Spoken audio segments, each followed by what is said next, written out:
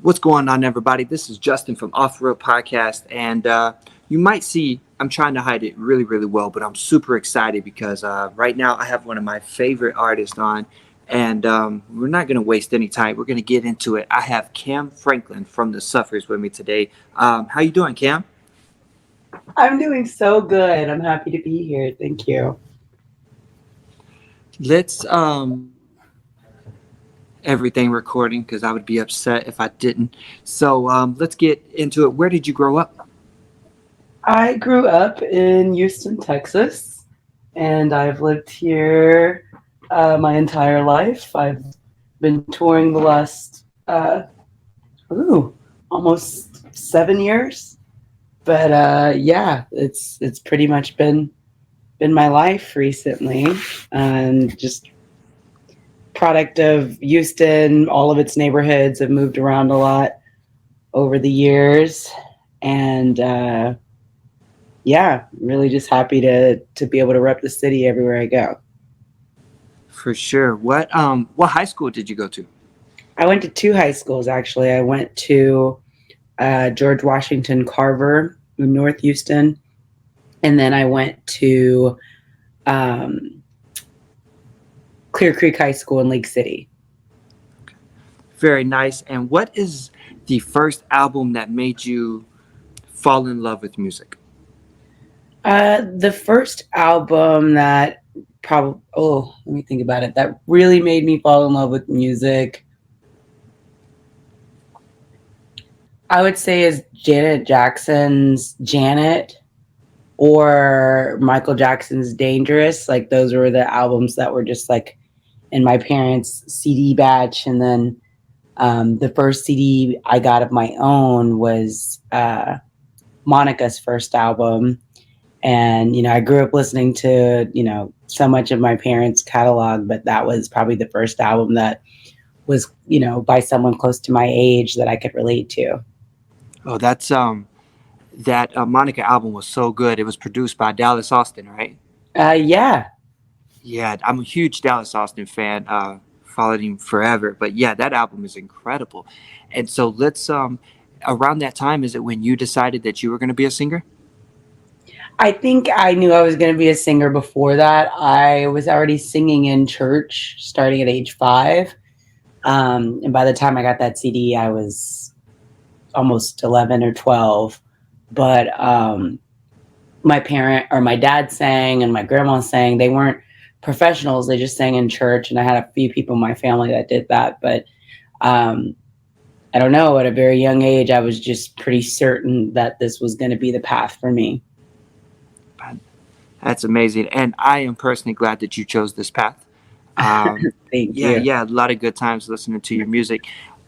What has been one of your favorite shows that come to mind, and what city was that in? Oh man, there's been a lot of them over the years. I would say one of my favorite shows I've ever played was at the Montreal Jazz Festival in Montreal, Canada, Oh wow, where we're playing for almost I think 15 or 20,000 people. Just because this is a part of a established free festival that the city puts on, and it was just so wonderful to be included in such a stacked lineup in such a beautiful part of the world. And yeah, it's been I don't know if we've been to Montreal since then actually, but we're overdue for coming back. oh, that sounds amazing. I'll see if I can find that performance. Well, yeah. So tell me a few cities that come to mind when you think of good food moments. Oh man, when I think of good food moments, I think of Tokyo, Japan. I think of Houston, Texas, where we're from. New York, Chicago, getting barbecue in Birmingham, um, exploring the tacos of the West Coast in LA, and well, not even tacos; they're more burritos. But just exploring all of the cuisine of the West. And um, honestly, with my band, we're so about food that, That's awesome. it's a part of who we are. So if we're in Rhode Island, or if we're, at Newport Folk Festival, or whatever, we're going to be eating some oysters or some lobster rolls, right? And just kind of digging into it. If we're in Asia, we're going to be in the sushi. We're going to be trying as much seafood as possible and beef as possible, and just really trying to enjoy all of that. If we're in London, we're deep in the curries and just Ooh, having a great yes, time. So yes. yeah. That's awesome. So I'll find a way to segue this in to say we hope to have some amazing food for you on October 28th when you come to Hillsboro, Texas. Yeah. And I was going to ask you, has when's the last time you played a smaller town county fair type of thing?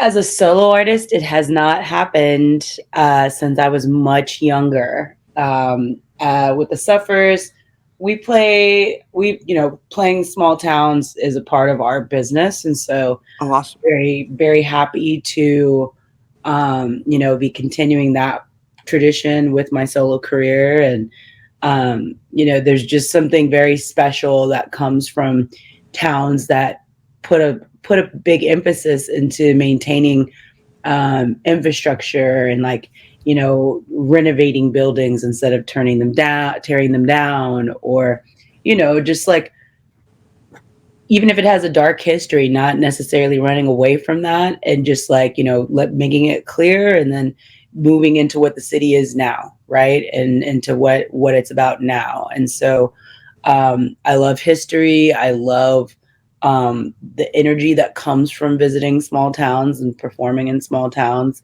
And also, like, the hospitality is always like very different, because usually those cities and communities don't get events at this type of scale, every month. And so when it's that time of year to really go in, they go all the way in.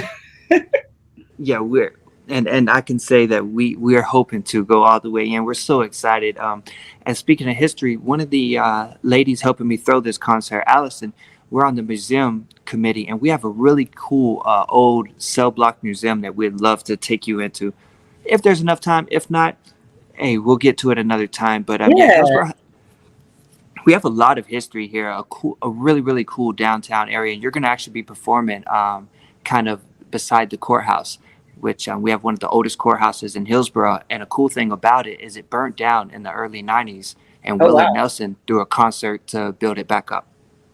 Oh wow. So we're That's super amazing. I love that. yeah, we're super excited to have you and to show you the Thank different you. foods and ice creams and stuff we have around Yeah. downtown. And yeah. Thank you for coming on today and letting people know a little more about you. No, thank you. I'm just happy to be a part of the mix, and yeah, I look forward to performing and getting introduced to the city and everything. Yes. Our city manager, her name is Megan, and I think that I can't wait for her to see you perform live. She's got great musical taste. I think you're going to become one of her favorite artists for sure. Well, I love that. I can't wait to come and see everything. Well, Cam, I won't keep you. Thank you so much for coming on Off the Rail podcast, and I can't wait to meet you in person. Awesome. Thank you so much, and have a great rest of your day. You do the same, Cam. Thank you. Thank you.